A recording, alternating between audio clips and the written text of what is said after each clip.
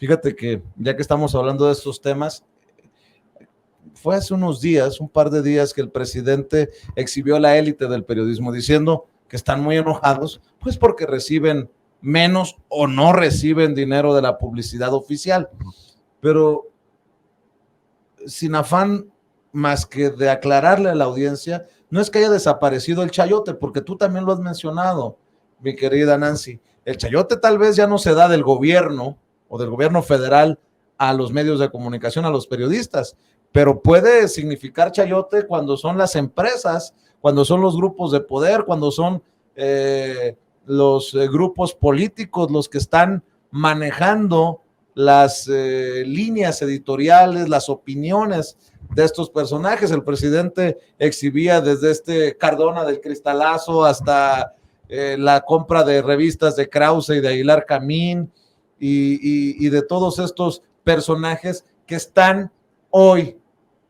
más presentes que nunca en esta construcción de percepciones de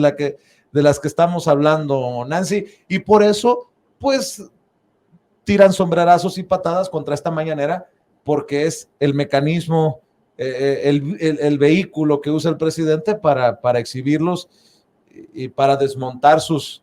desde sus campañas hasta sus mentiras. Sí existe un enojo en los medios de comunicación, en los dueños de los medios de comunicación, incluso en algunos comunicadores, porque la partida presupuestal, que son dos partidas a través de las cuales se da la publicidad gubernamental,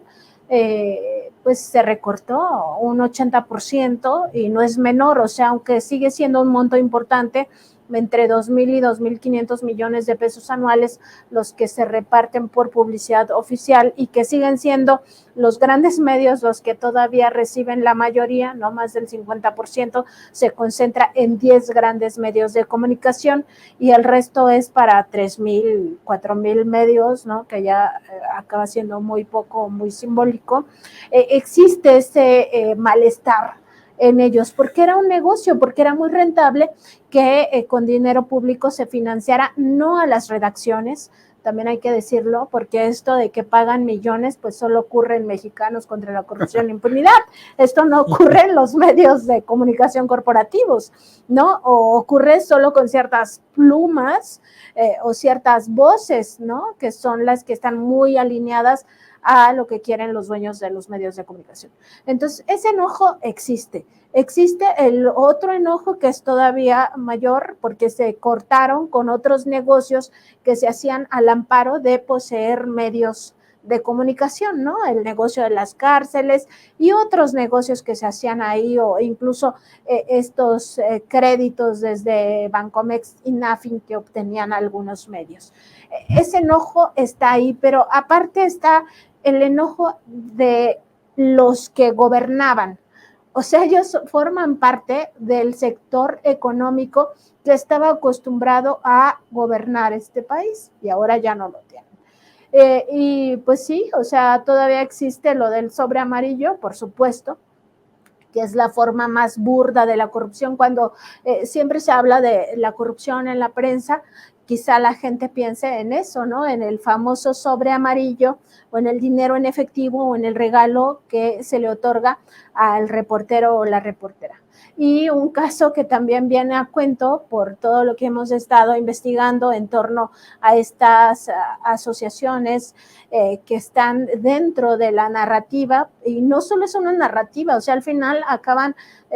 pues orquestando campañas más allá de las narrativas, ¿no?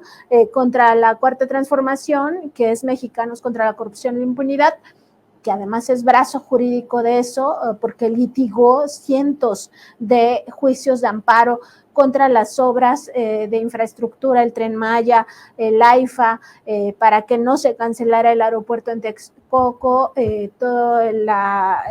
andanada contra la refinería Dos Bocas. Bueno, está esa parte, pero además Mexicanos contra la Corrupción y la Impunidad, ya que paga millones a los que les venden estos trabajos, ¿no? Que yo creo ya no hay que llamarlos reporteros, ellos mismos, todos los integrantes de Mexicanos contra la Corrupción e Impunidad, ya lo habíamos dicho, Vicente, en su código de ética, que en realidad es un código de corrupción, les permitían, sí, pues que recibieran regalos, dinero, decía, todo el integrante de Mexicanos contra la Corrupción e Impunidad que a título personal reciba dinero, regalos, beneficios económicos, cortesías, tendrá que registrarlo en un registro que ellos tenían, ¿no? Y decía, lo que es simbólico no lo registren, lo que no implica conflicto de interés no lo registren, todo lo demás sí registren, o sea, diciendo lo que no es simbólico, lo que es millonario, pues, que sea un regalo o que sea dinero, eso sí lo tienen que registrar, sobre todo cuando implica conflicto de interés. Eso es el chayo, o sea, justo es lo que la ética periodística prohíbe en todo el mundo, o sea, no es algo de México o de los medios mexicanos, más allá de si pasa, ¿no? Porque claro,